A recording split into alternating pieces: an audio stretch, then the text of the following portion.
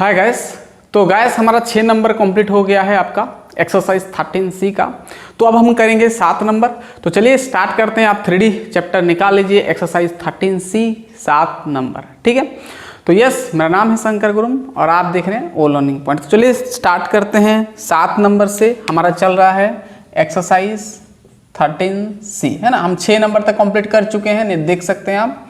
तो 7 नंबर करेंगे। चलिए 7 नंबर क्या पूछा है आपको देख सकते हैं क्वेश्चन कि so that the line passing through. ध्यान से देखना, मैं क्वेश्चन नहीं लिखूंगा, बस आप देख सकते हैं क्वेश्चन में यहाँ पर थोड़ा इसको एक्सप्लेन कर दे रहा हूँ। क्या बोला है कि एक लाइन है, ठीक है ना, इसको समझो। ऐसे एक लाइन है और एक लाइन जो कि कोऑर्डिनेट, ये जो आपका ओरिजिन से पास है, ओरिजिन का कोऑर्डिनेट्स क्या होता है, ओ होता है, 0 0 0 होता है। तो इसका जो है, जो लाइन क्या बोला है क्वेश्चन में कि ये एक लाइन है जो कि कहाँ से पास हुआ है, ओरिजिन से पास हुआ है। ठीक है, कहाँ से पास हुआ है, ओरिजिन से पास हुआ। इसको आप हाँ ऐसे करने से चलेगा। और क्या बोला है, यहाँ पर 2 ठो पॉइंट है, यहाँ पर 1 ठो पॉइंट और यहाँ पर 1 ठो पॉइंट है। ठीक है, ये आपका P पॉइंट, ठीक है, यहाँ पर P1 पॉइंट और P2 पॉइंट दे दिया। ठीक है, और इसका कोऑर्डिनेट्स आपको दे दिया क्या, A1 B1 C1। क्या है आपका A1 B1 C1। इसका है आपका A2 B2 C2। ठीक है, 2 लाइन से सॉरी 2 पॉइंट से एक लाइन पास हुआ है। 2 ठो पॉइंट है P1 और P2। ठीक है, 2 पॉइंट से क्या है, और मतलब ये स्ट्रेट लाइन पास हुआ है, मतलब ये लाइन पास हुआ है। ठीक है, तो आपको क्या करना है, यहाँ पर आपको प्रूफ करना है कि P1 P2 plus P1 P2 equal to A1 A2 plus B1 B2 plus C1 C2। P1 P2 equal to क्या प्रूफ करना है आपको, A1 summation of A1 A2 plus B1 B2 plus C1 C2 का ये पूरा summation, ये आपको proof करना है। ठीक है ना, समझ में आ गया क्वेश्चन क्या बोला है। चलिए, ये P1 P2 क्या है आपका, ओरिजिन से डिस्टेंस, ओरिजिन से आपका ये डिस्टेंस है। ठीक है ना, ये यहीं से डिस्टेंस है। ठीक है, तो यहाँ पर वही प्रूफ करना है, बहुत ही आसान सवाल है। चलिए, तो सबसे पहले तो हम क्या देखेंगे कि ये जो लाइन 2 पॉइंट से पास हुआ है, तो इस ये लाइन का इक्वेशन क्या हो जाएगा। मैं बताया हूँ, अगर 2 ठो पॉइंट से अगर एक लाइन पास हुआ है तो उसका फॉर्मूला क्या होता है, इक्वेशन निकालने का फॉर्मूला क्या होता है। तो यहाँ पर लिखेंगे क्या, द इक्वेशन, यहाँ पर देखो सॉल्यूशन, जैसे मैं बता रहा हूँ ऐसे लिखना, लॉन्ग क्वेश्चन है ये आपका। The equation of straight line passing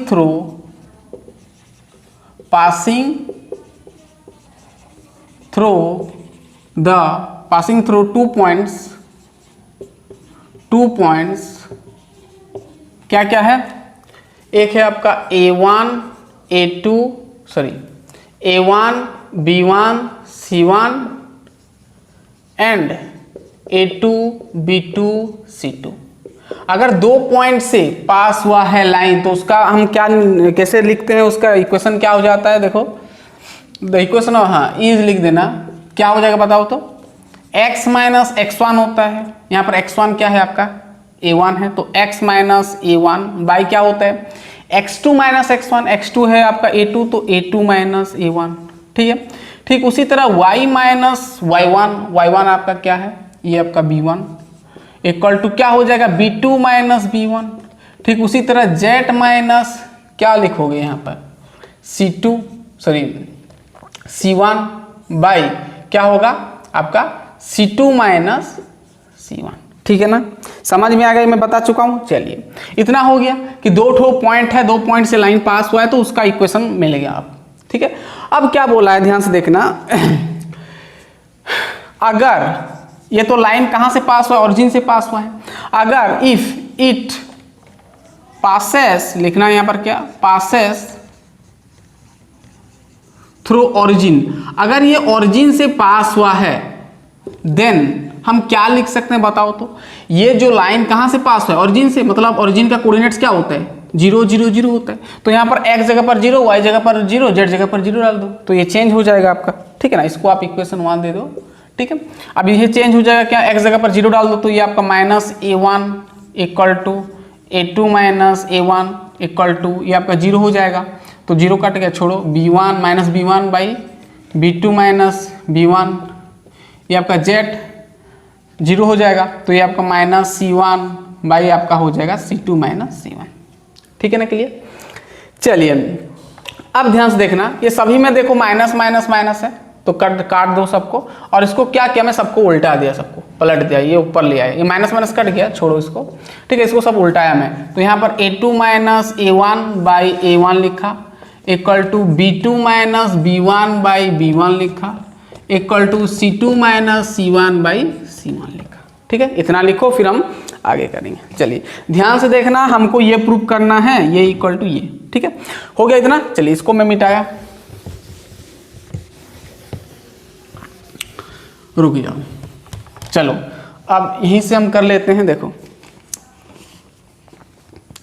अब ध्यान देना, चलो अब यहां पर ध्यान देना, इसको हम पार्शियल फ्रैक्शन कर सकते हैं A2 बाई A1, ऐसे लिख सकते हैं हम A2 by A1, A1 by A1 क्या हो जाएगा 1, तो हम यहां पर मिलेगा क्या -1 इक्वल टू, ठीक है, B2 by B1, B2 by B1 -1, ठीक उसी तरह C2 बाई C1 -1 मिलेगा। ठीक है ना, अरे भाई ये डिवाइड कर दिया, C1 बाई C1 1 हो जाएगा। अब देखो यहाँ पर सभी में -1 है, तो इसको हटाओ, क्या बचेगा, सिर्फ A2 by A1 equal to B2 by B1 equal to C2 by C1 मिल गया। अब मैं यहाँ पर क्या कर रहा हूँ, A2 बाई A1 के साथ पहले मैं B2 बाई B1 को इक्वल किया। ठीक है ना, किसके साथ इक्वल का, B2 बाई B1 के साथ इक्वल किया। अब समझ में आया ना, फिर B2 ध्यान से देखना, B2 by B1 equal to हम C2 बाई C1 लिख सकते हैं, ऐसे भी लिख सकते हैं। ठीक है, या तो फिर हम ऐसे भी इसको लिख सकते हैं कि ये देखो, ये इसके साथ इक्वल है, अब ये इसके साथ इक्वल है, मतलब ये अब इसके साथ इक्वल हो जाएगा, हम लिख सकते हैं। तो यहाँ पर हम क्या लिख सकते हैं, और एक क्या लिख सकते हैं हम, A2 by A1 equal to C2 by C1 हो जाएगा। होगा कि नहीं होगा, होगा।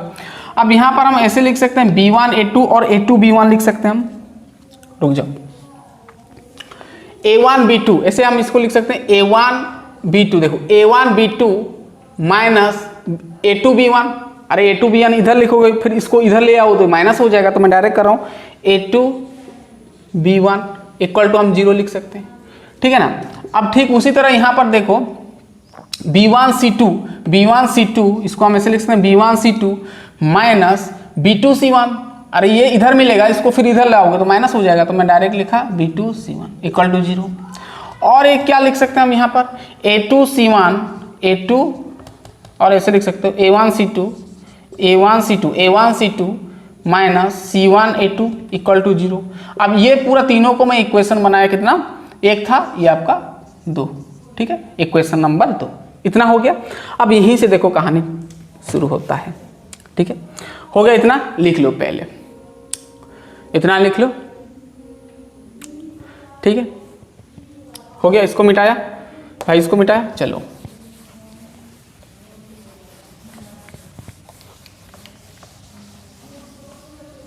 अब यहां पर ध्यान से देखना,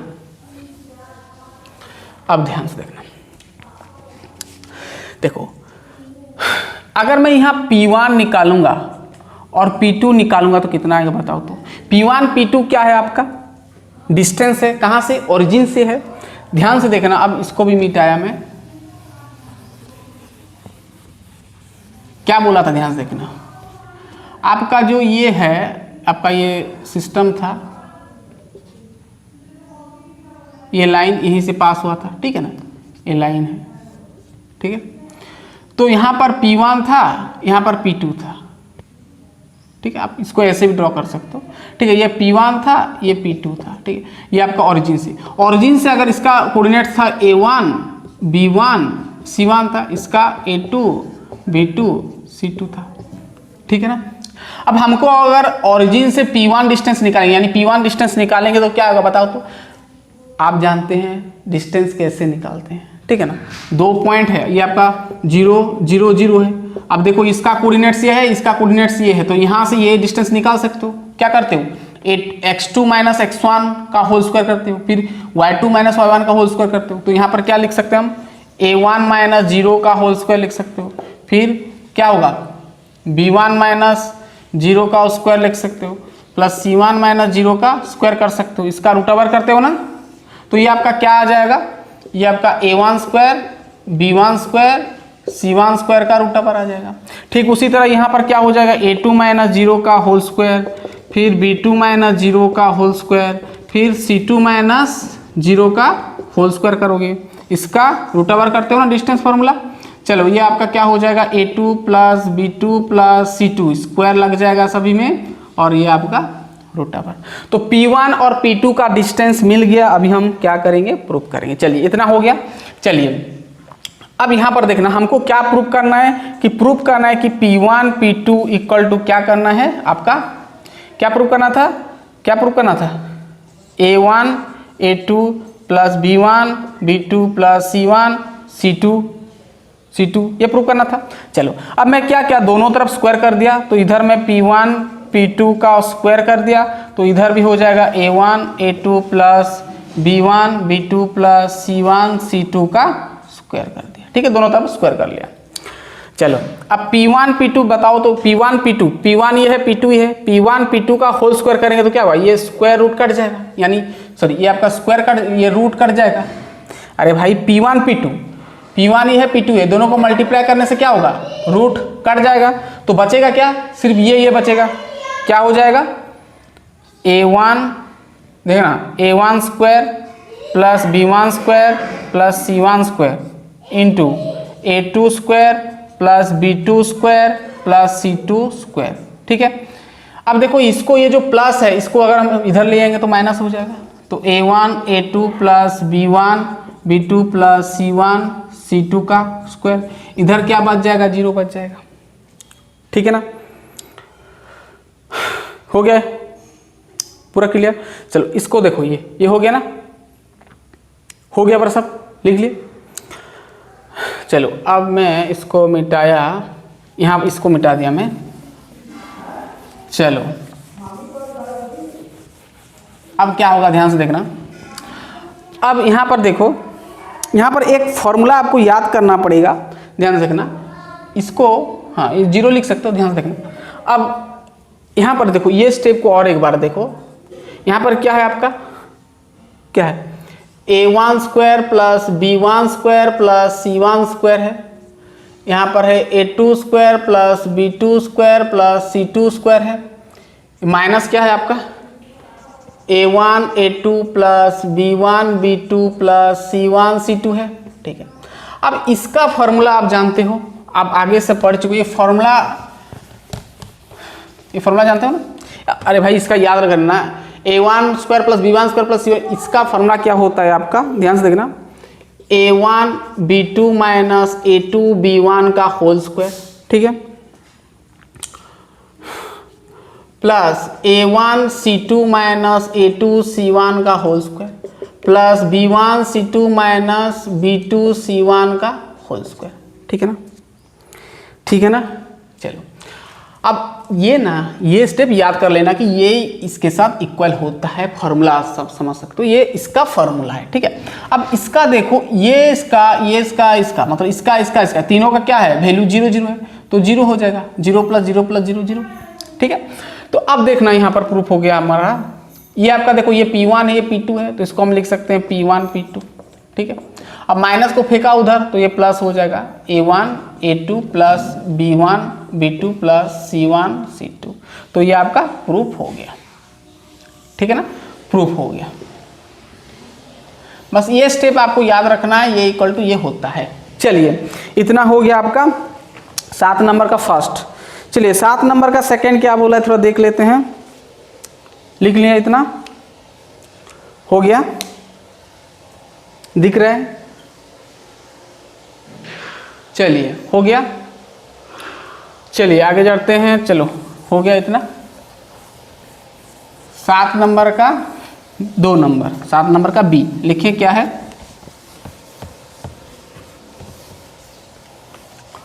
7 नंबर का 2।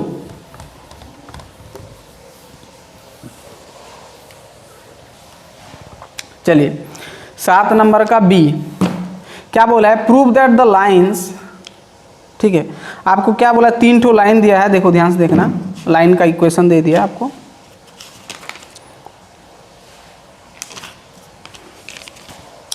Prove that the lines x equal to ये सब दे दिया है। चलो बी नंबर देखते हैं।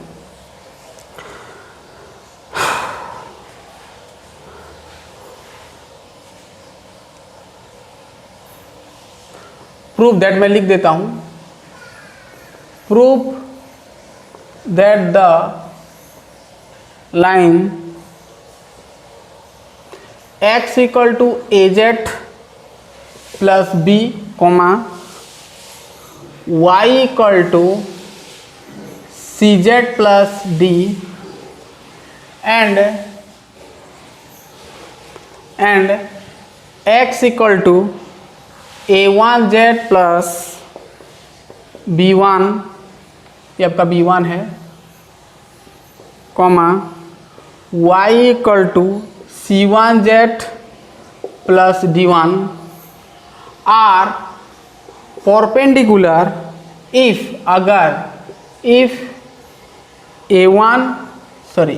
a into a1 plus c into c1 plus 1 equal to 0। ठीक है, ये दे दिया है। चलो बहुत ही आसान सवाल है। क्या बोला पहले समझो, आपको 4 ठो इक्वेशन दे दिया, यानी 4 ठो लाइन दे दिया, और आपको क्या करना है, ये जो 4 ठो लाइन है ये परपेंडिकुलर है। क्या है? परपेंडिकुलर है। तो कंडीशन क्या है कि अगर ये इक्वल टू 0 होगा तब ये चारों लाइन जो है परपेंडिकुलर होंगे। तो आपको वही प्रूव करना है। दिख रहा है ना पूरा अच्छे से? चलिए बहुत बढ़िया। तो सॉल्यूशन करेंगे, कैसे करना है? देखो बहुत ही आसान सवाल है ये, ध्यान से देखना। तो सबसे पहला जो ये इक्वेशन में इसको क्या क्या ध्यान से देखना, x minus az plus az को इधर लाया, माइनस az हो गया। ठीक है, और प्लस b1 है ना, कि b है, b है ना, तो b को इधर ले आया, माइनस b हो गया, इक्वल टू 0 हो गया। ठीक है ना।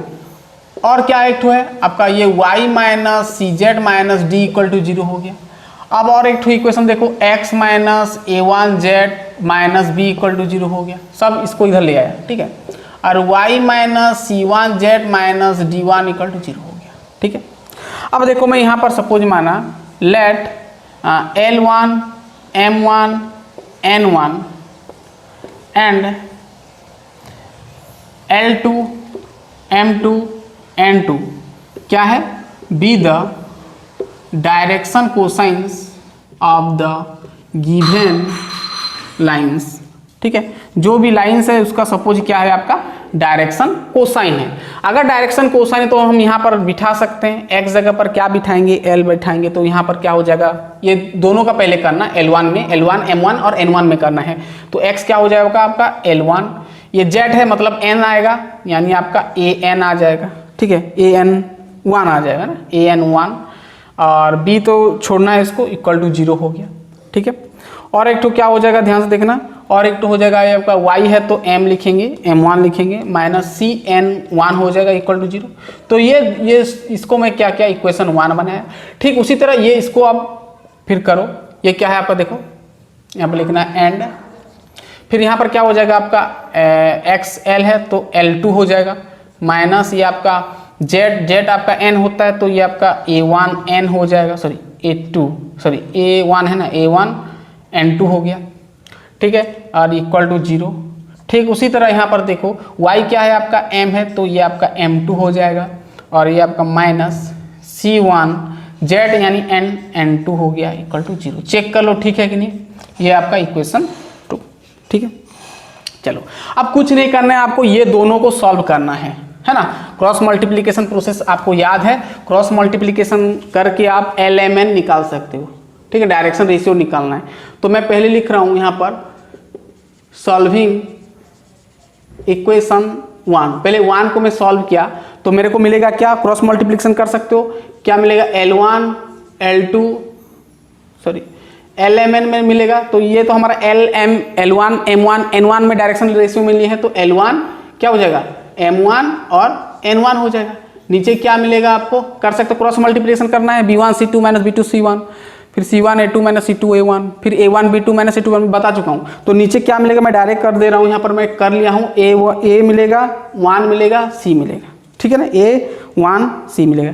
ठीक उसी तरह यहाँ पर लिखना है फिर सॉल्विंग इक्वेशन 2, फिर इक्वेशन 2 को सॉल्व करोगे वही क्रॉस मल्टीप्लीकेशन के थ्रू, तो आपका L2 क्या होगा, L2 M2 N2 आएगा। तो नीचे क्या मिलेगा आपको, क्रॉस मल्टीप्लीकेशन करोगे तो ये क्रॉस मल्टीप्लीकेशन प्रोसेस से सॉल्व करोगे तो क्या मिलेगा, नीचे मिलेगा यहाँ पर AC1 मिलेगा। ठीक है,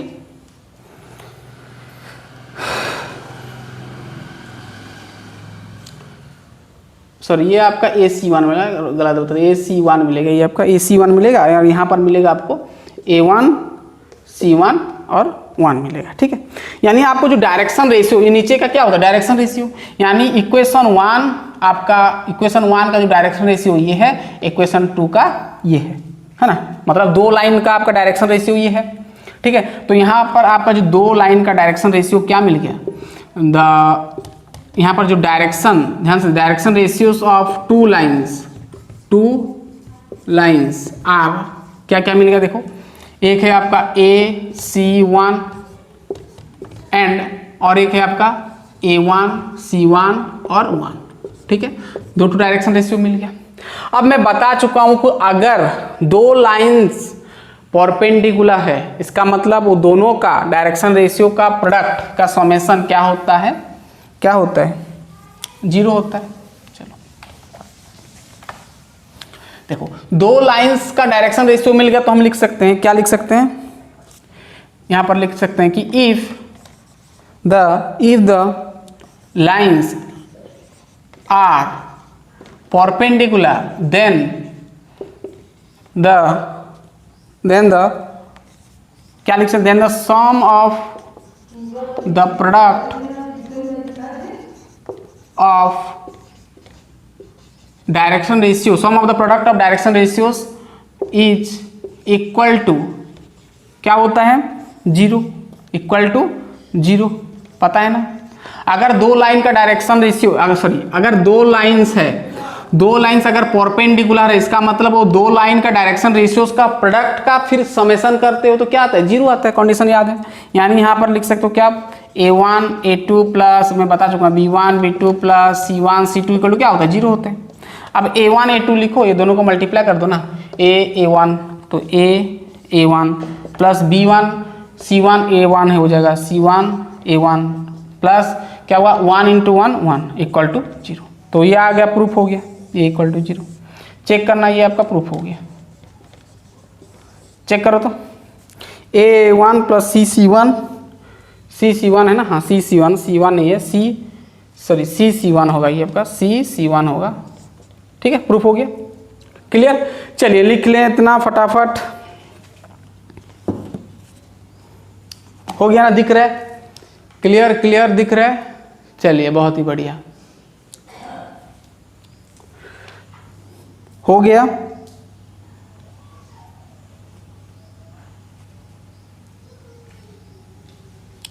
चलिए हो गया, मिटाएंगे, चलिए हो गया। चलिए 7 नंबर तो कंप्लीट हो गया। चलिए 8 नंबर देखें क्या है, बहुत ही छोटा नंबर है।